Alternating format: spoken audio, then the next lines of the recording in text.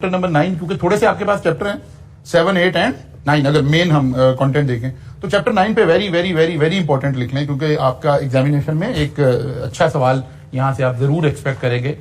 काम थोड़ा सा है, एक तो ICAP के जो कोड ऑफ एथिक्स हैं इसके ऊपर अगर एग्जामिनर थोड़ी सी मेहनत नहीं करना चाह रहा तो एज इट इज 5-7 नंबर यहां से वो ड्रॉ कर सकता है कि ये क्या है, इनको डिफाइन किया जा सकता है। यहाँ हमें 1-1, 2-2 लाइन रिक्वायर्ड हैं इसको रटा लगाने के लिए कि ये है क्या। लेकिन ये आपने FAR1 में भी शायद इसका कहीं जिक्र आया होगा। अब तो ये बल्कि वहां से शुरू हो जाती है, जब से PRC आ गया तो PRC में I2B के अंदर ये आना शुरू हो जाता है। यानी ये आप समझे कि हमारे अकाउंटेंट्स के कायदे आज़म के 14 नुकात हैं जो हमें हर क्लास में हम पढ़ते होते थे ना, 7 में भी पढ़ते थे, फिर 8 में भी पढ़ते थे, फिर 9th में भी पढ़ते थे, फिर 10th में भी। ये उसी तरह से अकाउंटेंट्स के 14 नुकात हैं।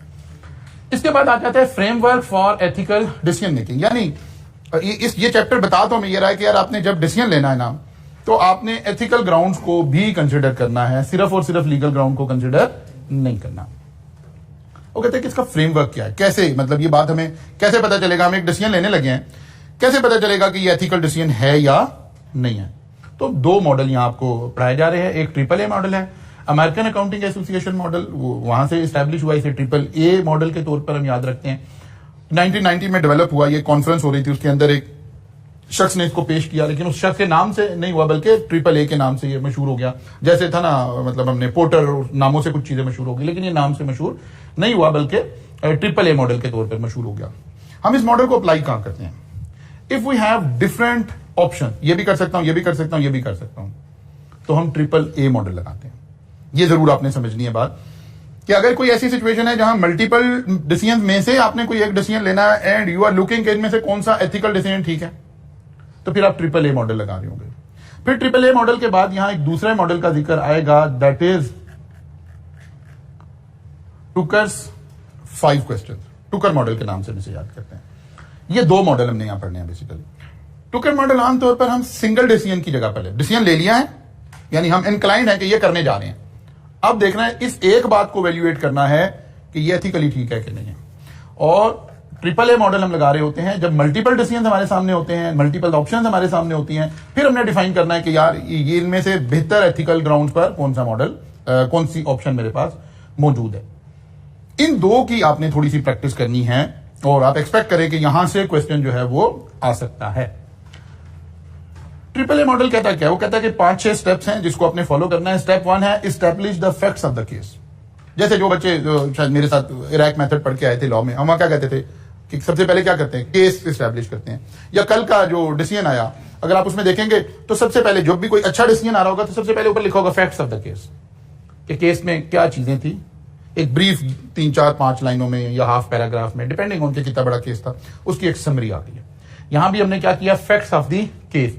This step means that when the decision making process start, there is no ambiguity about what is under consideration. यानी पता चले हम करने क्या जा रहे थे, जिसका डिसीजन हम लेने जा रहे हैं। मसलन फर्ज कर लें जी, कोई एक आप समझ लें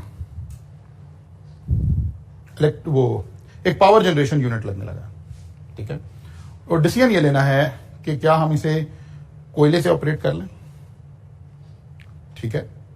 तो डिसीजन अंडर कंसिडरेशन क्या है कि हम एक पावर जनरेशन यूनिट लगाना चाह रहे हैं और हम देख रहे हैं कि क्या हम इसे कोयले से ऑपरेट करें या ना करें। एक है क्या लीगली मना है, नहीं लीगली मना नहीं है, अलाउड है।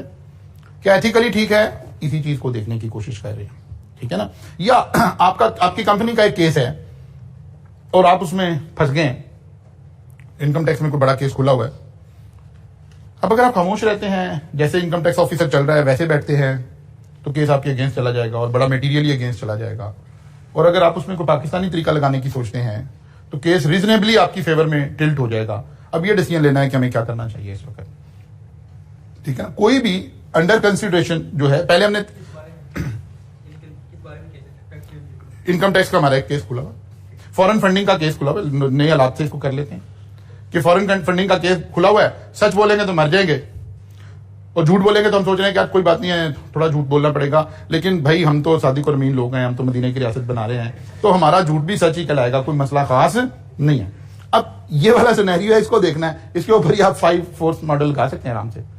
तो सबसे पहले आपने देखना है यार करने क्या जा रहे हैं, case, facts of the case क्या है, number 1। Number 2, identify the ethical issue in this case. यार जो केस अंडर डिस्कशन हम कर रहे हैं इसमें एथिकल इशू क्या है? वो कहते हैं रिश्वत देनी पड़ेगी, ये तो गलत है। वो कहते हैं जी झूठ बोलना पड़ेगा, यार ये तो गलत है, यार एक एफिडेविट जमा कराना पड़ेगा, यार यहाँ मुझे झूठ बोलना पड़ेगा। क्या एथिकल इशू इन्वॉल्व हो रहे हैं? वो कहते हैं यार जाना हज पे है लेकिन वो एक गलत एफिडेविट देना पड़ेगा। बात समझ आ रही है आपको कि एथिकल इशू कहां इन्वॉल्व हो रहे हैं? कि यार जाना हज पे है लेकिन वो ये कह रहे हैं कि आप गवर्नमेंट सर्वेंट हैं तो आपको एनओसी लेना पड़ेगा। तो क्या मैं ये लिख दूं कि मैं गवर्नमेंट सर्वेंट नहीं? क्या एथिकली ठीक है? इशू कहां इन्वॉल्व है, उसकी सेंसिटिविटी क्या है? सेकंड स्टेप में आप इसके ऊपर थोड़ा सा डिस्कस करेंगे। Identify the ethical issue in the case. तीसरा आ गया an identification of norm principle values related to the case. या नॉर्मली लोग क्या करते हैं इस हालात में, बिजनेस नॉर्म्स क्या हैं, जनरली लोग क्या कर रहे हैं? तो जी जनरली तो कोई देखता ही नहीं, कर ही जा रहे हैं। अच्छा फिर इसका मतलब है थोड़ा सा एथिकली कोई कंप्रोमाइज करके कोई गुजारा शायद रास्ता निकल भी सकता है या नहीं निकल सकता। लेकिन हम देख रहे हैं कि प्रोफेशनल बिहेवियर क्या है और कोई कोड ऑफ कंडक्ट है वो क्या है। तो इसको आइडेंटिफाई हमने कर लिया, यानी हम एक बैकग्राउंड केस की सॉरी ब्लैक एंड व्हाइट में लेकर आ रहे हैं। Involve placing the decision in its social, ethical and some cases professional behaviour. यही आई कैप के कोड ऑफ कंडक्ट भी आ रहे कि नॉर्म क्या है, फलां क्या है, दिमाग क्या है। Each alternative course of action is identified. अब हमारे पास क्या क्या ऑप्शन हैं? वो कहता है यार हम ये भी कर सकते हैं, अच्छा ये करेंगे तो क्या हो जाएगा, ये कर सकते हैं। वो कहता है ये करेंगे तो क्या हो जाएगा, ये करें। जो हमारे पास कोर्स ऑफ एक्शन है, ऑल्टरनेटिव कोर्स ऑफ एक्शन, क्या नहीं भाई हम रिश्वत नहीं देंगे, हम केस को फाइट करेंगे। वो कहता फिर क्या होगा? कहता है यार हमारे खिलाफ केस आ जाएगा, फिर हम केस कर देंगे आगे, फिर वहां वो कहते वहां क्या होगा? कहते यार यहां भी हार जाएंगे लेकिन फलां लेवल पे जाके रीजनेबल हमें जस्टिस मिल जाएगी। तो अब आपने देखना है कि ऑल्टरनेटिव हमारे पास क्या है या कोई ऑल्टरनेटिव नहीं है कि जी ये करने के अलावा चारा ही कोई नहीं है। तो फिर जाहिर सर्कमस्टांसेस अलग हो जाएंगे। तो सबसे आपने देखा कि व्हाट कोर्स ऑफ एक्शन हमारे पास क्या है? Matching norm, principle and value to option. अब आप मैच करें जो ऑप्शन हमारे पास अवेलेबल है, अगर हम इसको करेंगे तो लोग हमें क्या कह रहे होंगे, क्या नॉर्म्स हैं बिजनेस के, जनरली लोग क्या कर रहे हैं, हम कोई ऐसी बात ना कर रहे हो कि लोग बिल्कुल ऐसा ना कर रहे हो, तो फिर ये अनएथिकल डिसीजन हाईलाइट भी हो जाएगा ना।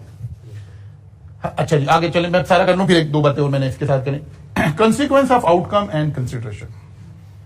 अगर ये अनएथिकल डिसीजन हमने ले लिया या कोई भी डिसीजन ले लिया, इसका आउटकम क्या आ सकता है? क्या कोई पब्लिक रिस्पॉन्स भी आ सकता है इसका? नहीं यार इसका पब्लिक तो कोई नहीं, ऐसा कोई चक्कर नहीं है। अच्छा क्या कोई हमें शॉर्ट टर्म में, लॉन्ग टर्म में कोई पॉजिटिव कोई नेगेटिव रिएक्शन आ सकता है कहीं से? कहते यार नहीं। नॉर्म्स का मतलब यही होता है ना कि माशरे में क्या हो रहा है। बस जी 9-10 मुहर्रम को कॉलेज खोल दीजिए, कि जी छुट्टी आ रही है जी कॉलेज खोल, फौरन देखना पड़ेगा कि नहीं यार एक सेंसिटिव इशू है, एक रिलीजियस इशू है, आप ये काम करेंगे तो लोगों का रिएक्शन आएगा।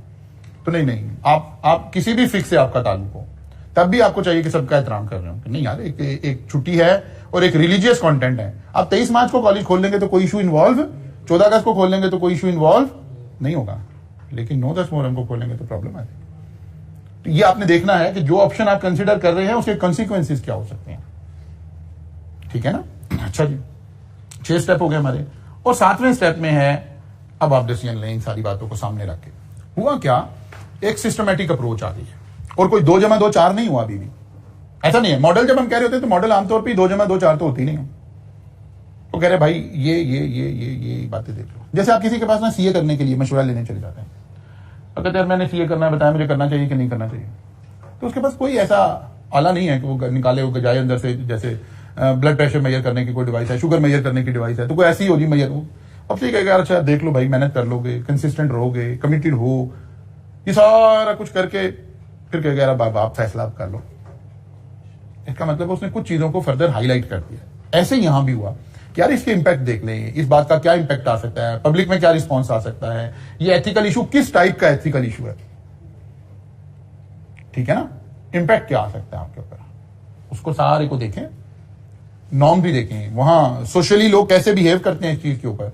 मतलब आपका कोई रेस्टोरेंट है और आप कोई बड़ा अच्छे तरीके का कोई मीट की सोर्सिंग आपकी बहुत अच्छी नहीं है, तो कोई बात नहीं, लोग कहेंगे यार अच्छा खैर है भाई, जब मीट पक जाता है तो कोई इतना फर्क नहीं पड़ता, जो उसने टोपी पहनी हुई थी, हाथ ग्लव पहने हुए थे, नहीं वो कहता कुछ नहीं होता है, जब पक जाता है खाना तो पक। हालांकि इशू तो है, स्टैंडर्ड तो कुछ और कह रहे हैं। ठीक है ना। जब थोड़ा सा हमारे यहाँ पाकिस्तान स्टैंडर्ड और ये पंजाब फूड अथॉरिटी थोड़ा सा आ जाती है तो आप देखते हैं कि उन्होंने ग्लव्स भी पहने होते हैं, कैप भी पहनी होती है, कि वो एक स्टैंडर्ड है फूड में काम करने के लिए। फूड के कैरियर के तमाम लोगों के लिए जरूरी है कि वो मेजर जो क्रिटिकल डिजीजेज है उनमें वो कोई बंदा हाइपेटाइटिस का मुब्तला ना हो, कोई ये ना हो, कोई HIV पॉजिटिव ना हो, ये सारी टेस्टिंग रिक्वायर्ड है वहां पे। लेकिन क्या इतनी अवेयरनेस माशरे में है? नहीं है। अनएथिकल जरूर है। इम्पैक्ट क्या इम्पैक्ट आएगा? Consequence of the outcome. वो कहता है यार कोई नहीं, लोग ऐसे ही कहते हैं, कुछ नहीं होता। तो मतलब आपको पता चला यार कल फलां वाले जगह पर रेस्टोरेंट पर छापा मारा है, वहां एम्प्लॉइज के मेडिकल सर्टिफिकेट्स अवेलेबल नहीं थे। तो आप कहेंगे चल नहीं थे, चलो खैर नहीं थे तो क्या होगा, कंसिक्वेंस कोई बड़ा वाइटल नहीं आ रहा। लेकिन पता चले यार नहीं, वहां जो ऑयल यूज हो रहा था उसकी सोर्सिंग पिग है, बड़ा हैवी कंसिक्वेंस आ सकता है। तो आपने देखना है कि कंसिक्वेंस क्या होगा, आउटकम जो हमने लिया उसका इंपैक्ट कितना आ सकता है, ये कितना टची मैटर है माशरे में। हाँ लीगल भी हो जाएगा। मतलब हम अज्यूम करें ना कि लीगल, अगर फर्ज किया लीगल नहीं भी है, फर्ज करें लीगल नहीं भी है, ऑयल है यूज हो रहा है, कहीं बैन नहीं है, लेट्स अज्यूम। मतलब आप ये समझ लें कि आप पाकिस्तान में नहीं खड़े हैं, आप इंडिया में खड़े हैं, वहां भी तो मुस्लिम्स होंगे ना, कोई कहां जहां भी ज्वाइंट कल्चरल कस्टमर है वहां ये इशू आ जाएगा। ये मॉडल ये कहता है कि आप इस तरह से चीजों को ब्लैक एंड व्हाइट में लाकर फिर डिसीजन लें, एक तरीका होगा। फिर एक बड़ी अच्छी एग्जांपल यहां पर है, इसको भी हम डिस्कस करते हैं। इससे पहले हम एक दूसरे मॉडल पे चले जाते हैं। अच्छा जी, फिर आ गया टुकर मॉडल। टुकर कहता है यार आप 5 सवाल अपने आप से पूछ लें, इतना ज्यादा लंबी चौड़ी डिटेल में ना जाएं, ठीक है। 5 सवाल पूछें। सबसे पहले डिसीजन लेना है तो सबसे पहला तो है पूछें क्या ये प्रॉफिटेबल है, ये काम करना कॉस्ट बेनिफिट एनालिसिस पे पूरा उतरता है। फाइनेंशियल ग्राउंड्स पर देखें कि क्या ये प्रॉफिटेबल बात है, इससे फायदा क्या होगा ऑर्गेनाइजेशन को अगर हम ये डिसीजन ले रहे हैं तो। अच्छा जी, कहा जी यस प्रॉफिटेबल है, इसका मतलब है करना चाहिए। बिजनेस सेंस ने तो जवाब दे दिया कि जी करना चाहिए क्योंकि प्रॉफिटेबल है। इज इट लीगल, क्या लीगली अलाउड है? तो कहते हैं बिल्कुल लीगली, कोई पाबंदी नहीं है मेरे ऊपर। ओके, इसका मतलब फिर करना चाहिए। Is it fair? फेयर का क्या मतलब है? सोशल वैल्यूज के लोग कैसे बिहेव करेंगे, सोशल वैल्यूज क्या है, नॉर्म्स क्या है, वहां लोग बाकी क्या कर रहे हैं, लोग आपसे एक्सपेक्ट क्या कर रहे हैं। Is it right? राइट का यहां क्या मतलब है? उससे पूछना है, एथिकली देखना है, नॉर्म्स देखने हैं, रूल्स देखने हैं, वैल्यूज देखनी है। Is it sustainable development? अब यहां कोर्स में इन्होंने जाती की, वैसे मेरे ख्याल है उसके अंदर आपको शायद पढ़ाया गया है, FR 2 में सस्टेनेबिलिटी रिपोर्टिंग आ रही कि नहीं आ रही? है आ रही? सस्टेनेबिलिटी रिपोर्टिंग नहीं आई, कॉस्ट में भी नहीं आई थी। कई लफ्ज सस्टेनेबिलिटी से पहले नहीं हमने पढ़ा, नहीं पढ़ा मैं, वो तो मैंने क्लासेस में बोला वहीं सुना हूं, ठीक है ना। तो इज इट सस्टेनेबल? अब इसके नीचे अंडरलाइन करें, sustainable mean is it environment friendly? Environment का नया नाम कॉर्पोरेट वर्ड में इस वक्त क्या यूज हो रहा है? सस्टेनेबल। तो एक पूरी रिपोर्टिंग होती है अब, सस्टेनेबिलिटी रिपोर्टिंग, कि क्या इसके ऊपर जो सस्टेनेबिलिटी के वैल्यूज हैं, एनवायरमेंटल वैल्यूज हैं, क्या वो तो नहीं हम कहीं डैमेज कर रहे। अब एथिक्स इतने इंपॉर्टेंट हैं, एथिक्स इतने इंपॉर्टेंट हैं, जिन जहां वैल्यूज चल रही हैं। तो मसलन आप जो अच्छी कंपनीज हैं, आप दुबई में चले जाएं, सऊदी अरब में चले, मतलब दुनिया भर में कहीं चले जाएं, हर क्वार्टर में वो आपसे एथिकल क्वेश्चन, एक मतलब सॉफ्टवेयर बने हुए हैं, वो आपसे सवाल पूछेंगे, 15 सवाल पूछेंगे सिनेरियो बना बना के कि ये हुआ, ऐसे हुआ, बताइए आप क्या करोगे, यहाँ है ऐसे हो रहा है, बताइए क्या करेंगे। आप फलां जगह पे गए हैं, एक आपके वेंडर ने आपको लंच ऑफर किया है, क्या लंच पे बैठ के मीटिंग करते हैं, तो बताइए आप क्या करेंगे, लंच एक्सेप्ट करेंगे, नहीं करेंगे, क्या करेंगे। 15 क्वेश्चन है, उसमें से एक नंबर का क्वेश्चन है, तो 12 क्वेश्चन ठीक नहीं है तो आपको वो शो कॉज हो जाता है कि नहीं पहले आप एथिकल वैल्यूज अपना लेक्चर दोबारा ले। तो एथिकली काम करना दुनिया भर में अब और इंपॉर्टेंट हुए जा रहा है, और बहुत सारी चीजों की वजह से इंपॉर्टेंट हुए जा रहा है। जैसे जैसे माशरे में नॉर्म्स में बेहतरी आ रही है, लोगों को कुछ वैल्यूज का पता चल रहा है, तो इवन कस्टमर जो है वो रिएक्ट कर जाता है। अगर आपकी कंपनी एथिकल नहीं है तो कहते हैं नहीं, इस कंपनी से हमने काम नहीं करना। तो जब एथिक्स की बात हो रही तो आपने जरा पाकिस्तानी एनवायरमेंट में रह के नहीं सोचना, क्योंकि अनफॉर्चुनेटली हमारे यहां तो कोई एथिक्स एग्जिस्ट नहीं करते हैं अभी। तो इज इट सस्टेनेबल का मतलब है जो एनवायरमेंटल चीजें हैं, जैसे मैंने शुरू में दानिस्ता एग्जांपल ली कि जी कोयले से हम बिजली पैदा करना चाहते हैं, तो फौरन देखना पड़ेगा कि यार नहीं, हम एनवायरमेंटल फ्रेंडली नहीं है, तो काम खराब हो जाएगा। हम पहले दुनिया की उन टॉप लिस्ट में शामिल हैं कंट्रीज में जो एनवायरमेंट को सबसे ज्यादा डैमेज कर रहे हैं, तो एक बहुत बड़ा रिस्क है हमारे ऊपर। फिर एनवायरमेंट से मुराद अब सिर्फ धुआं नहीं है, अब सिर्फ ये नहीं है, बल्कि एनवायरमेंट का मीनिंग अब बहुत ज्यादा आगे चला गया है। अब पानी की कंजम्पशन आप क्या कर रहे हैं, मैंने पहले भी एक दो दफा क्लास में बोला कि आपकी अगर कोई शर्ट यहां से बन के एक्सपोर्ट हो रही है, कोई ऐसी चीज जा रही है जिसमें वाटर से वॉशिंग होनी है, तो आपसे पूछेंगे कि इसके ऊपर पर यूनिट कितनी वॉशिंग है, कितना पानी कंज्यूम हो रहा है। अगर वो इंटरनेशनल स्टैंडर्ड्स के मुताबिक नहीं है तो कहते नहीं यार, हमने आपसे गारमेंट्स नहीं लेने हैं, हमें आपकी लेदर प्रोडक्ट्स नहीं चाहिए, बिकॉज आप सस्टेनेबल नहीं है। नहीं, चेक एंड बैलेंस बड़ा है। वो जो कंट्रीज आपसे ले रहे हैं ना, उन्होंने चेक एंड बैलेंस बना रखे हैं उन्होंने अपने स्टैंडर्ड्स बना रखे हैं, उन्होंने अपने ऑडिटर अपॉइंट कर रखे हैं, वो आके क्वालिटी एश्योरेंस आपका पहले करते हैं, सस्टेनेबिलिटी रिपोर्टिंग का ऑडिट अलग करते हैं। इस वक्त सबसे ज्यादा बिकने वाली जो प्रोडक्ट है पाकिस्तान में, वो सस्टेनेबिलिटी रिपोर्टिंग के ऊपर जो लोग काम कर रहे हैं, जो ये अवेयरनेस क्रिएट कर रहे हैं इंडस्ट्री में, जाके बताते हैं कि ये आपके स्टैंडर्ड थे, इसके अंदर आपने रहना है। फिर उन्होंने इंटरनेशनली बंदे रखे हुए, वो बंदे आएंगे, वो चेक करेंगे, वो चेक एंड बैलेंस आकर वेरीफाई करेंगे। जैसे हमारी सर्टिफिकेशन थी ना, ISO सर्टिफिकेशन, फलां सर्टिफिकेशन, ऐसे वो सर्टिफिकेशन है। जैसे एक वक्त था चाइल्ड लेबर, एक बड़ा इशू बना था हमारे यहाँ, फिर हमें चाइल्ड लेबर से बाहर आना पड़ा, हमें वहां से निकलना पड़ा। हमने उसको वो चाइल्ड प्रोटेक्शन ब्यूरोज बना लिए, बाकी चीजें बना ली, कुछ ना कुछ थोड़ा सा चले काम हुआ, अच्छा भी हुआ, बुरा भी हुआ, सब कुछ है। लेकिन आज आप इंडस्ट्री के अंदर चाइल्ड लेबर कहीं नहीं नजर आएगी, पर्टिकुलरली वो इंडस्ट्री जिसे एक्सपोर्ट करनी है, यानी जो इंटरनेशनल किसी मार्केट के साथ टच है, वो चाइल्ड लेबर का तस्वीर भी नहीं कर सकते। तो जी हमारे पास ये दो मॉडल आ गए। पहली बात, टुकर 5 मॉडल हम लगाएंगे कहां पर, जब एक ऑप्शन को वैल्यूएट कर रहे हैं, यार ये करने जा रहे हैं, तो ये 5 सवाल पूछें, अगर इन 5 का आंसर पॉजिटिव आ रहा है तो ओके, ये बिल्कुल ठीक डिसीजन है, ठीक है ना। और अगर नहीं है तो फिर आपको देखना पड़ेगा कि कैसे है। फिर एक जहन में हमने और भी बात रखनी है, जब हम इज इट लीगल वाली बात में बाद दफा कहीं लॉ इन्वॉल्व होगा। अगर लॉ इन्वॉल्व है तो हमने सबसे पहले लॉ की माननी है। अगर लॉ अवेलेबल नहीं है तो आपके कोई प्रोफेशनल कोड ऑफ कंडक्ट होंगे, फिर आपने उसको माननी है। अगर उसके नहीं है, आपकी अपनी ऑर्गेनाइजेशन के कोई कोड ऑफ कंडक्ट होंगे, फिर आपने उसकी माननी है। लेकिन अगर इन 3 में कहीं इख्तलाफ हो जाए तो प्रायोरिटी भी यही है। अगर हमारी ऑर्गेनाइजेशन की लोकल एक रूल है और एक लॉ कह रहा है, तो जाहिर है लॉ की माननी है। आईकैप एक बात कह रहा है और हमारा अपना एक रूल है, तो जाहिर है आईकैप की माननी है। ये दोनों अवेलेबल नहीं है, फिर किसकी माननी है, आपने अपने रूल की माननी है। तो एक्चुअली ये मॉडल हमने कब लगाना है, जब कहीं एक जगह पे हमें, एक डिसीजन पे हमें देखना पड़ेगा कि यार ये काम हमें करना चाहिए या नहीं करना चाहिए। ठीक होगी बात। मतलब लेट्स अज्यूम, मैं ऐसे ही जस्ट आपका जरा जहन तैयार हो, गवर्नमेंट कहती है कि नहीं जी, सारे स्कूल, कॉलेज, यूनिवर्सिटी, हर कमर्शियल जगह रात को 8 बजे बंद करती जाए, 9 बजे बंद करती जाए। एक रूल आ गया, अक्रॉस द बोर्ड आ गया, कोई एक्सेप्शन नहीं आई। जो एक्सेप्शन आई उन्होंने कहा जी हॉस्पिटल्स खुल सकते हैं, फार्मेसी खुल सकती है, कोई और ऐसी कोई 1-2 एक्सेप्शन आ गई, बाकी उन्होंने कहा नहीं, अक्रॉस द बोर्ड सब कुछ बंद कर दें।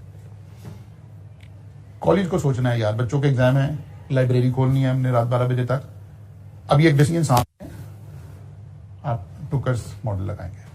अब सबसे पहले अपने से पूछेंगे इज इट प्रॉफिटेबल, वो कहेंगे यस, बिजनेस में बड़ी अच्छी बात है, आप स्टूडेंट को अकोमोडेट कर रहे हैं, आपकी गुडविल अच्छी हो रही है, आपका स्टूडेंट आपकी फील करेगा कि यार मेरी खातिर कॉलेज ये कर रहा है, ओके फाइनेंशियली तो हमें ऐसा करना चाहिए।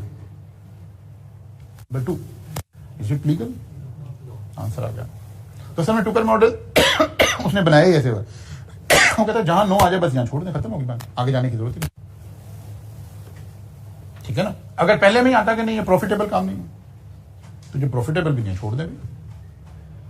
लेकिन हम अज्यूम करते हैं कि चलें जी लीगल भी था, इज इट फेयर, हाँ बड़ी फेयर बात है यार, बच्चे हॉस्टल में रह रहे हैं, हॉस्टल में उनके पास पढ़ने की जगह नहीं है। जो लाहौर का लोकल बच्चा है वो तो इतना ज्यादा इंटरेस्टेड नहीं है आपकी लाइब्रेरी की फैसिलिटी के अंदर। ज्यादा बच्चा कौन है, या वो बच्चा है कि जो समझता है यार घर में जाता हूं, फिर घर जाके घर के मामलात में मैं लग जाता हूं, तो मैं यहीं बैठकर पढ़ लूं। चलें ओके, इज इट फेयर, तो पता चलेगा फेयर है। क्या ये पर्सनल वैल्यूज के हिसाब से सही है, तो बिल्कुल ठीक है।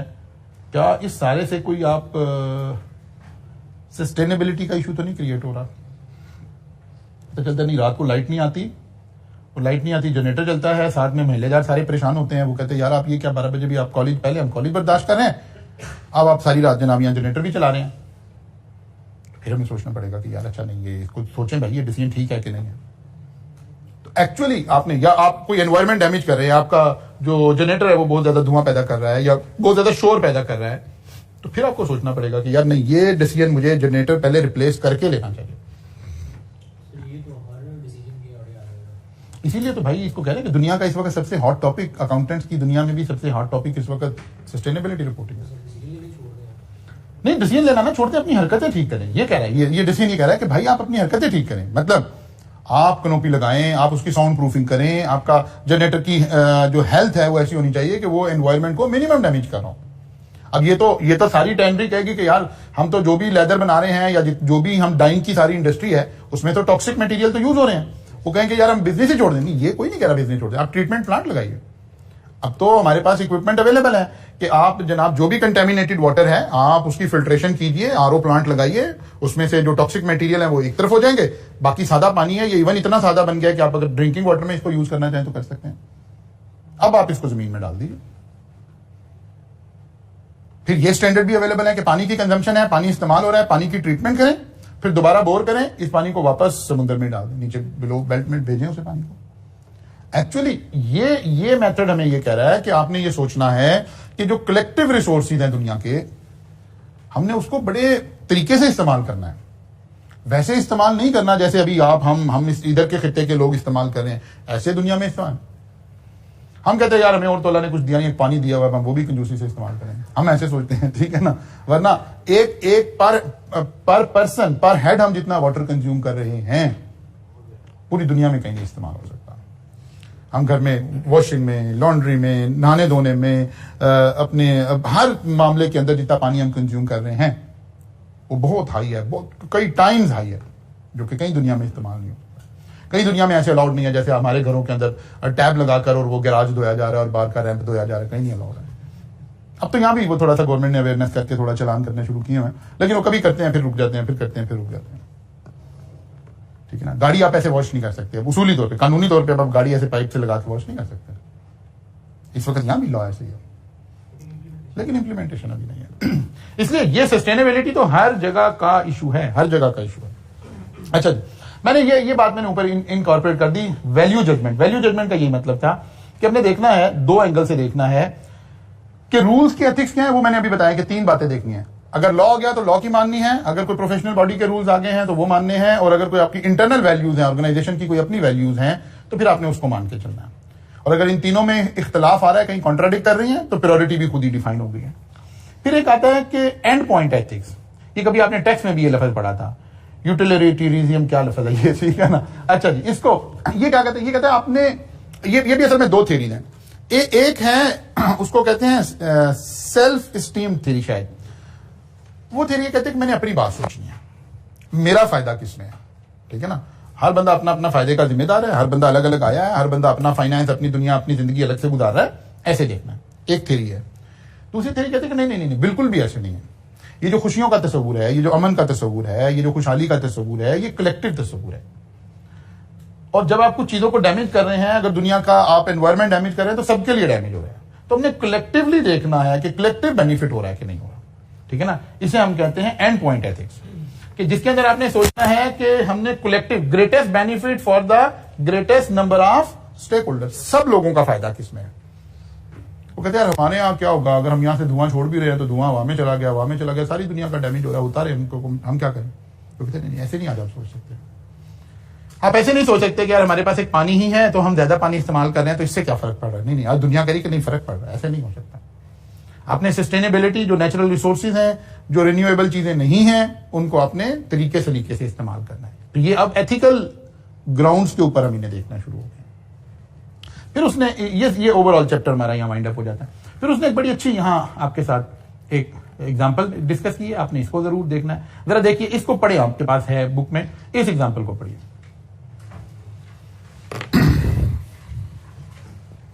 रीड आउट कर ले आप जरा। मैं फिर कह रहा हूं इस चैप्टर के ऊपर अच्छी तरह फोकस कर लीजिएगा, फिर ना कहिएगा कि खबर नहीं हुई।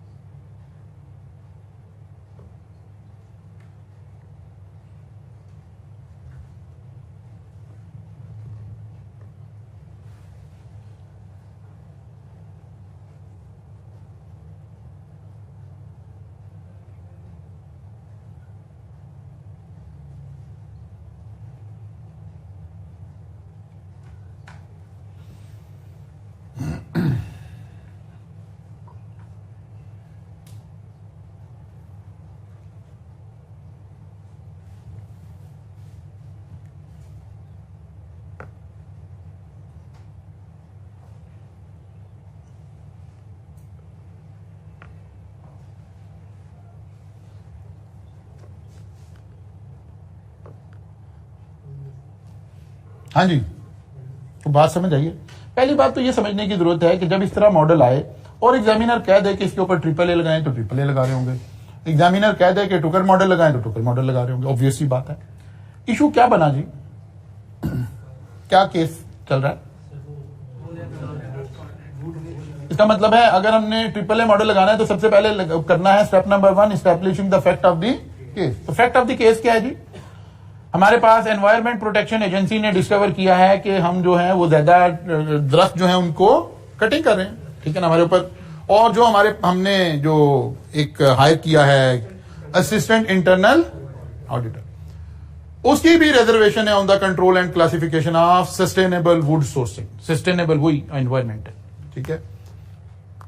और जो ऑडिटर है उसका कवर है discover that the company has minimal involvement in the forest management, ठीक है। उसने कहा कि जी वैसे तो हमने शो किया कि जी हम फॉरेस्ट मैनेजमेंट में और उसमें बड़ा कुछ कर रहे हैं, लेकिन उसने सवाल में बताया कि नहीं वो बेसिकली वो तो विजिटर टाइप के लोग आ रहे हैं, बल्कि वो तो खरीदने ही आ रहे हैं, जिनकी जहां पैसा हम लगा रहे हैं वो तो उल्टा फॉरेस्ट की वेंडर आ रहे हैं वहां पे खरीदने के लिए आ रहे हैं। इस तरह हमने जाहिर है यहाँ 3, 4, 5 पॉइंट लिखे गए, आपको एग्जाम में 2 भी बनाए हैं तो कोई थोड़ा सा मामला आगे को चल गया। Identify the ethical issue in the case. क्या इशू इन्वॉल्व है जी? जाहिर है वही एनवायरमेंटल सस्टेनेबिलिटी का इशू इन्वॉल्व है, एक एथिकल इशू इन्वॉल्व है, दूसरा एक अनएथिकल इशू और इन्वॉल्व है कि आपने उसको कहा है कि भाई आप डिस्काउंट कर लें और एक अनड्यू फेवर हासिल करने की कोशिश की जा रही है, ठीक है ना। तो ये 2 बड़े अनएथिकल इशू हमें इसके अंदर नजर आ रहे हैं। और उसे हमने कहा कि आप जो रिजल्ट्स हैं उनको थोड़ा सा इग्नोर कर दें, वो जो बातें हैं उनको थोड़ा उसका फोकस रिड्यूस कर दें, हाईलाइट कम करें उसको, उसके ऊपर बात थोड़ी कम करें। तीसरा क्या जी? The major principle rules and values. वो कहता है जो इंटरनल ऑडिटर है is bound to show objectivity in such situation. हमने कल भी पढ़ा था हमारे प्रोफेशनल के एथिक्स क्या कहते हैं, हमने अनड्यू बायस क्रिएट नहीं करना, ये अनड्यू बायस क्रिएट करवाने की कोशिश की जा रही है। CF of the company is bound to integrity and professional behaviour. उसे चाहिए कि अपनी इंटेग्रिटी को मेंटेन रखे और प्रोफेशनल बिहेवियर शो करे। मींस जो चीज हाईलाइट हो रही है उसको हाईलाइट होने दिया जाए, उसको टेम्परिंग ना की जाए, ठीक है ना। और तीसरी बात क्या है? Senior management is required to present a true and fair view. ये भी हमारी प्रोफेशनल रिक्वायरमेंट्स हैं। तो ये 3 तरह के अनएथिकल जो मसाइल हैं, जो रूल्स हैं, वैल्यूज हैं, वो अंडर डिस्कशन आ रही हैं। Alternate course of action. कहते हैं अल्टरनेट कोर्स ऑफ एक्शन क्या है?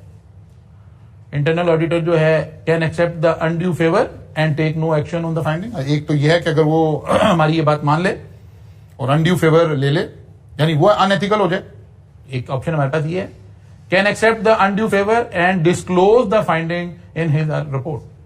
कहता है कि जरा दबंग किस्म का काम हो तो वो कहे आपसे पैसे भी ले ले और फिर भी डिस्क्लोज कर दे, ठीक है ना। दूसरा उसने पॉइंट ये बनाया, I can refuse the undue favour and take no action on the finding. तो कहता वो नहीं, वो अपना पर्सनल एथिक मेंटेन करे और जो कलेक्टिव एथिक है उसके ऊपर सेक्रीफाइस कर ले। और ये समझे कि यार मैंने पैसे तो नहीं लिए ना, नहीं पैसे नहीं लिए, एक इशू था, आपने नो एक्शन, ये दूसरा अनएथिकल इशू था। Can refuse the undue favour and disclose the finding in his or her report. ये होना तो ये चाहिए था। तो ये इसका मतलब है ये कुछ हो सकता है। ऑल्टरनेटिवली ये 3-4 वो व्हाट इफ एनालिसिस बनते हैं, ये हो गया तो ये भी हो सकता है, ये भी हो सकता है, ये भी हो सकता है, ये भी हो सकता है। Matching norm principle and various values to option. जो ऊपर ऑप्शन दिए हमने, कितनी ऑप्शन दिए हमने? 4। अब उन 4 को हमने अपनी प्रोफेशनल वैल्यूज नॉर्म्स के साथ कहीं अटैच करके देखना है कि क्या होना है। Acquiring the undue favour is accepting independent inducement that is with an intent to influence. Taking no action on the finding is compromising integrity and objective. तो कहता है अगर हम ऐसा करते हैं, पहले वाला एक्शन होता है और हम ये करते हैं, तो इसका मतलब है हमने सेक्रीफाइस कर लिया है किसके ऊपर? इंटेग्रिटी के ऊपर भी और ऑब्जेक्टिविटी के ऊपर भी। और जो दूसरी बात थी क्या? I can accept the undue favour and disclose the finding. तो क्या होगा? Accepting the undue favour is accepting inducement that is with an intent of influence. Reporting the finding is in line with the principle of integrity. उसने कहा जी एक काम उसने ठीक कर दिया। इंटरनल ऑडिटर ने अपनी इंटेग्रिटी एंड ऑब्जेक्टिविटी का प्रिंसिपल अपनी जात से जो आगे ट्रांसफर होना था वो तो कर दिया है, लेकिन वो जो उसने एक्सेप्ट कर लिया है ऑब्वियसली वो वाला एरिया गलत हो गया। फिर तीसरी बात थी can refuse the undue favour and take no action. Refusing the undue favour is referring inducement that is with an intent to influence, but taking no action on the finding is compromising integrity and objectivity. अब इसका एक हिस्सा इधर वाला ठीक हुआ है तो अगले वाला खराब हो गया। तो ऐसे ये हमें कह रहे थे कि आपने जो ऊपर एक्शन बताए हैं उनके नॉर्म्स को डिस्कस करें। फिर एनालिसिस ऑफ द कंसिक्वेंस, अब अगर इनमें से ऊपर वाले जो काम हुए हैं इनका थोड़ा थोड़ा एनालिसिस कर दें कि यार अगर पब्लिक को पता चल जाएगा तो क्या होगा, नहीं पता चलेगा तो क्या होगा। Acquiring the undue favour may damage the reputation of internal auditor. सबसे पहले तो पता चलेगा इसने रिश्वत ले लिया, इसने अनड्यू फेवर ले लिया, तो सबसे पहले तो उस प्रोफेशनल की अपनी रेपुटेशन एट स्टेक आएगी। Taking no action on finding may support environmental damage that company is causing but may save AI from any career threat. It will also maintain the chain of the company as being responsible organization. वो कहता है अगर उसने undue favor ले ली और disclose नहीं किया तो बजाहिर कंपनी की तो रेपो बच जाएगी, लेकिन इसकी अपनी जो रेपो है अगर ये पता चल गया कि इसने undue favor ले लिया तो इसकी अपनी रेपो खराब हो जाएगी। ऐसे हम ऑल्टरनेटिव देखते देखते देखते फिर हमने डिसीजन लेना है कि हमें क्या करना चाहिए। ठीक है, ये जरा समझाने के लिए आई आपने जब अपनी एग्जांपल बनाई होती है ना, उसका मकसद होता है कि ताकि सारी ही चीजें आ जाएं। जब आपको एग्जाम में सवाल आ रहा होगा तो वो जरा दरमियाने साइज का आ रहा होगा। अच्छा जी, डिसीजन क्या लिया? From the above analysis internal auditor will be able to balance the consequence against primary principle and value by selecting the best fit alternative. Decision कुछ नहीं दिया उसने, उसे चाहिए उसे देखना चाहिए बेस्ट फिट, लेकिन जब हम दे रहे होंगे तो हम कौन सा डिसीजन दे रहे होंगे? लास्ट वाला हम उसको देंगे कि इस सारे उसके अंदर जो एथिकल है वो ये वाला एथिकल डिसीजन है, इसको ले रहे होंगे। अच्छा, अब इसके बाद आपने करना क्या है? ये तो चैप्टर हो गया। मैं बार बार कह रहा हूं इस चैप्टर के ऊपर थोड़ा सा आपने फोकस करना है, इसको थोड़ा पढ़ना है। इसके बाद यहां देखिए ये छोटे छोटे सवाल आने शुरू हुए। उसने एक आपके साथ सिनेरियो डिस्कस किया और फिर उसने कहा कि जिसके ऊपर टुकर मॉडल लगाइए। फिर नीचे एक सवाल आ रहा है, फिर उसने कहा जी इसके ऊपर कौन सा मॉडल लगाएं? अच्छा ये तो और आ गया, ये वाला हाई टावर। लेकिन इन 3-4 सवालों को आपने एक दफा पढ़ना है। मैं भी कोशिश करूंगा क्योंकि ये चैप्टर इंपॉर्टेंट है, मैं आपके साथ इन सारे सवालों की एक डिस्कशन वीडियोस बना के अपलोड कर दूंगा ताकि आप अब इसमें घर भी बैठ सकें। और ये चैप्टर क्योंकि इंपॉर्टेंट है, इसमें कुछ 1-2 सवाल मेरे ध्यान में है। मैं इंशाल्लाह ACCA के पास पेपर है, 1-2 अच्छे सवाल हैं, वो मैं आपको डिस्कशन में वीडियोस में ऐड कर दूंगा ताकि आप आराम से घर बैठकर इसको देख लें। अब हमें जो करने वाला काम है, मैं शायद आपकी क्लास में भी पहले मैंने कहा है या नहीं किया, मैं हमेशा कहा करता हूं कि बच्चों को लास्ट डेज के अंदर लाइक आपके पास हम अज्यूम कर रहे हैं कि 30 डेज अभी एग्जाम में अवेलेबल है, अगर तो आपको अपनी रिवीजन को प्लान कैसे करना चाहिए। एक्चुअली नाउ एंड ऑनवर्ड जब आपके एग्जाम खत्म, वो क्लासेस ऑलमोस्ट वाइंड अप हो रही हैं, आपको फौरन अपने अवेलेबल टाइम को 3 हिस्सों में बांट लेना चाहिए। 50 जितने दिन रह जाएंगे उसका 50% ऑफ द टाइम आप एक तरफ कर दीजिए। मैं अज्यूम कर रहा हूं 30 डेज के ऊपर हम ये प्लान कर रहे हैं, इसका मतलब है ये 15 डेज आ गए, ये 10 डेज आ गए और ये 5 डेज आ गए। ये आपने 3 स्लॉट बना लिए। आपने कोशिश करनी है कि जो मैं इस वक्त बात आपको समझा रहा हूं, आप कोशिश करें इसको 100% इंप्लीमेंट करके देखें किसी अटेम्प्ट में। आपके पास 15 दिन है, आपको लगता है मेरा फलां चैप्टर तैयार नहीं है, फलां नहीं है, जो कुछ करना है इन 15 दिन में कर लें। आप कहेंगे नहीं सर काम तो इतना ज्यादा है, नहीं, बस ये 15 दिन है, जितना हो सकता है बस उतनी डेप्थ में जाइए, उससे अगले वाली डेप्थ में नहीं आपने जाना। पहले कुछ चीजें हमें उनकी गहराई सेक्रीफाइस करनी पड़े। एक मतलब अपने कोर्स को इन 15 डेज में कंप्लीट कर लें, इसको हम फर्स्ट रिवीजन बोल रहे हैं। फिर इसको दोबारा 10 दिन में करें, फिर इसको तीसरा 5 दिन में करें। अब अगर एग्जाम में 2 छुट्टियों के साथ या 1 छुट्टी के साथ भी पेपर आएगा तो आप उस दिन आसानी से इसको रिवाइज करते हुए एग्जाम में चले जाएंगे। बच्चा गलती कहां कर रहा होता है? बच्चा जब नहीं पढ़ पाता, बाद दफा तो टीचर ही उसकी रीजन बन जाते हैं कि एंड में टीचर का बाद दफा ख्याल होता है कि अगर हम क्लासेस को घसीटते 15 अगस्त 20 अगस्त 22 अगस्त तक ले जा रहे हैं तो ये हम बड़ी कोई कॉन्ट्रीब्यूशन कर रहे हैं बच्चों के लिए। कॉन्ट्रीब्यूशन नहीं कर रहे, आप कॉन्ट्रीब्यूट कर रहे हैं बच्चे को फेल करवाने के लिए। अब बच्चे को घर बैठना चाहिए, बच्चे ने जो पढ़ा हुआ है उसके ऊपर फोकस करें। अच्छा, बच्चा क्या कर रहा होता है, यही ऐड करे, वो कहता है 15 नहीं होना, चलो 5 और कर ले, 20 में कर ले, इसी को घसीटते घसीटते आगे ले जाता है और इफेक्टिवली यही अपने ये सारे डेज खत्म कर चुका होता है। अब वो एग्जाम से 1 डे 2 डे बिफोर अपनी असल में फर्स्ट रिवीजन कर रहा होता है। एक्चुअली चीजें, आपका कॉन्सेप्ट, आपका जो इमेज बनना है आपके जहन में पूरे सब्जेक्ट का, वो रिविजन्स की मदद से बनना है। इसलिए आप बिल्कुल 100% इसको फॉलो करने की कोशिश करें। यहां टाइम लगा लें, मेहनत कर लें, जितना करना है बस इसको जितने अवेलेबल डेज हैं उसके 50 डेज पर आपने मैनेज करना है। बाकी जो टाइम बचेगा उसके 2 हिस्से उस तरह से आपने कर लेने। अगर 30 डेज होते बड़ी बैलेंस्ड अप्रोच है। पहली 15 दिन में काम करें, फिर 10 दिन में काम करें, फिर 5 दिन में काम करें। अगर आप ऐसे 3 रिवीजन करके जा चुके हैं, इसका फायदा क्या होने जा रहा है? एटलीस्ट जो कुछ आपको आता है वो आप एग्जाम में कराओगे। 100% आपको नहीं आता होगा, किसी सब्जेक्ट का 100% आपको नहीं आता, रिक्वायर्ड भी नहीं है। 50 मार्क्स लेने हैं, मार्क्स भी नहीं आते कि सर मैं अब बुरे ग्रेड में पास हो जाऊं, नहीं, कोई ग्रेड तो आने नहीं है। हम तो कहते हैं यार वो जो 51 वाला ऊपर वाला 1 नंबर है ना, वो नहीं चाहिए। 50 आ गया, पास हो गया, खत्म हो गया, वो तो ऊपर वाला जा ही जाना है। और हम जिस मजहब के पैरोकार हैं, हमें सिखाया गया अगर आप समुद्र पे बैठे भी वुजू कर रहे हो तो पानी का इसराफ नहीं करना।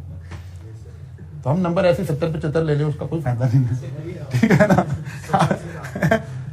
और मेडल शेडल गोल्ड मेडल में चाहिए नहीं, ठीक है। इसलिए भाई बेसिक लेवल पर रहते हुए खेलेंगे। आप जो पेपर आपने पास किए हुए हैं उन पे नजर डालिए, क्या वो आपको 100% आते थे? नहीं आते थे। जो फेल हो गए हैं, क्या वो बिल्कुल नहीं आते थे? नहीं आते, वो भी थे। जब आप पास हो गए और खुदा ना खास्ता आपके साथ वाला दोस्त ही फेल हो रहा था और आप इकट्ठे पढ़ रहे थे, तो भी कोई खास फर्क नहीं था। इसका मतलब है जो बच्चा बेसिक के ऊपर खेल गया उन 3 घंटों में, आधा पेपर गलत करके आ गया, तब भी उसके चांस है कि वो पास हो जाएगा। 50% पास रेट का ये मतलब है। इसलिए तहकीक करने की तरफ ना दौड़ें। पेपर को जब आप देखेंगे, कोई भी पेपर उठाकर देखेंगे, आपको जो सबसे कोई मुश्किल पेपर लग रहा हो जिंदगी में, आप उसको भी पास 2-3 अटेम्प्ट के पेपर उठाकर देखें। चले ये MFA तो जरा पेपर ही एक हुआ है ना अभी, लेकिन लाइक FAR 2 आप दे रहे हो, आप सी लॉ दे रहे हो, आप ऑडिट दे रहे हो, उसके कोई पिछले 3-4 पेपर उठा के देख ले 3-4 अटेम्प्ट से, क्या एग्जामिनर अबव एवरेज चीजें पूछ रहा है? तो पता चलेगा नहीं पूछ रहा, मीडियम लेवल। हाँ, 100 नंबर में से हो सकता है 5 नंबर आप उसे और रैशनलाइज कर लें, 10 नंबर 10% पेपर अबव एवरेज वाला हो, बस 90% बिलो एवरेज पे आप मार खा रहे हैं। अब कोई पेपर, मेरा चैलेंज है, कोई पेपर उठा लें, मेरे साथ ले आए, आकर डिस्कस कर लें, मैं आपको साबित कर दूंगा कि ये सारा बिलो एवरेज और बिलो एवरेज में से ही 50 नंबर आ जाते हैं। इसलिए रिवीजन करें, जो पढ़ लिया है उसको रिवाइज करके उसको रिटेन करने की कोशिश करें ध्यान में, ना कि भागते रहे, इधर भाग जाए, ये कर ले, ये कर ले, जितना कुछ आपको आता है उसको रिवाइज करें, 3 रिवीजन करके जाएं। अल्लाह ने चाहा आप पहली अटेम्प्ट में पास हो जाएंगे। जब आप टैक्स में पास हो रहे थे, जब आप बिजनेस लॉ में पास हो रहे थे, जब आप कॉस्ट में पास हो रहे थे, जब आप FAR 1 में पास हो रहे थे, वो सारे सब्जेक्ट भी आपको नहीं आते थे उस वक्त। आप इसलिए पास हो गए कि आपने मीडियम लेवल पर परफॉर्म कर दिया। इसी तरह हर पेपर में आपने मीडियम लेवल पे टिल फाइनल तक आधा पेपर गलत करके आप पास हो सकते हैं। इसलिए ये जो 30 दिन होते हैं ना, लास्ट 30 डेज, इसमें सबसे ज्यादा इंपॉर्टेंट आपने अपनी सेल्फ मैनेजमेंट करनी होती है। कि आपने डिप्रेशन में नहीं जाना, आपने टेंशन में नहीं जाना, आपने मोटिवेटेड रहना है, होपफुल रहना है। इस चीज को जरूर सोचना है कि क्या मुझे आता है, मेरी स्ट्रेंथ क्या है, मैं कहां अच्छा परफॉर्म कर लूंगा, तो खुद ब खुद आप चीजें बेहतर हो जाएंगी इंशाअल्लाह ताला। अब रह गया जी हमारे जिम्मे एक आपका स्टेटिस्टिक्स का। स्टेटिस्टिक्स के हमें कोई घंटे के 3 लेक्चर रिक्वायर्ड हैं, ठीक है, जो कि हम आशूरा के बाद रिकॉर्ड करेंगे। मैं ग्रुप में आपसे शेयर कर लूंगा। मेरे से अगर पूछें तो आपको आने की जरूरत नहीं है, ठीक है ना। बिल्कुल बेसिक लेवल पे वो चीजें हैं, वो न्यूमेरिक चीजें हैं, उसमें कोई और कॉन्सेप्ट ऐसे इन्वॉल्व नहीं है, वो आप घर बैठे आपके रिजॉल्व हो जाएंगी। लेकिन मैं ग्रुप में बहरहाल आपसे शेयर कर दूंगा, आप में से जो आना चाहेगा वो आ जाएगा, अदरवाइज जरूरत बिल्कुल नहीं है। हाँ, ये वाले जो सवाल है इस चैप्टर के पर्टिकुलरली, जो ये सारी इलस्ट्रेशंस हैं, ये मैं इंशाल्लाह आपके साथ ग्रुप में शेयर कर दूंगा, इन सारों का सोल्यूशन डिस्कशन के साथ, क्योंकि इसमें से मेरे ख्याल में लाजमी हमें 7, 8, 10 नंबर का सवाल इस चैप्टर में से नजर आ जाएगा इंशाल्लाह इस अटेम्प्ट में। अभी लास्ट 3 डेज में आपकी खत्म हो जाएगा, अदनान साहब वाला एरिया भी खत्म हो जाएगा, फिर हम आशूरा की 2 छुट्टियां आ जाएंगी, उसके बाद ग्रुप में एक दफा डिस्कशन कर लेंगे। कोई और मैं अगर कुछ चीजें करवाने की, जब मैं रिकॉर्ड करवा रहा हूँ तो मैं मतलब ये वाली चीजें भी जब मैं रिकॉर्ड करवा रहा हूँ ग्रुप में आपसे शेयर कर दूंगा कि फुलान टाइम पे मैं इसको रिकॉर्ड करवा रहा हूँ। अगर आप कॉलेज में ही अवेलेबल हैं, लाइब्रेरी में अवेलेबल हैं, या किसी और सब्जेक्ट के लिए आपको आना है तो आप आ जाइएगा, अदरवाइज आपके पास वीडियो की शक्ल में पहुंच जाएगा। ठीक है जी, बेस्ट ऑफ लक जी, अल्लाह ताला आप सबको कामयाबियों से नवाजे। और जहां कोई प्रॉब्लम आए, आप, मैं जाहिर है कॉलेज आ रहा हूँ, हमारे बाकी क्लासेस चल रही हैं, अशूरा के 1-2 दिन के अलावा, या शायद कोई बीच में कोई 2 दिन ऐसे आए कि मुझे लाहौर से बाहर जाना है 2 दिन के लिए, उनके अलावा मैं सुबह 9 बजे से 5 बजे तक अवेलेबल हूँ कॉलेज में। आप मेरे पास आ सकते हैं। व्हाट्सएप पे मेरे से टाइम कर लेंगे तो ज्यादा अच्छा हो जाएगा, क्योंकि आपका टाइम अब इस आखिरी महीने में आपका टाइम ज्यादा कीमती है। तो ये ना हो आप आ रहे हो और मैं आगे अवेलेबल ना हूं, तो ज्यादा बेहतर है पहले आप मेरे से मेरा जो यूफोन वाला नंबर है उस वाले व्हाट्सएप पे मेरे साथ इंडिविजुअल रास्ते में आके टाइम एडजस्ट करके फिर मेरे पास आ जाए। ओके जी, अल्लाह हाफिज।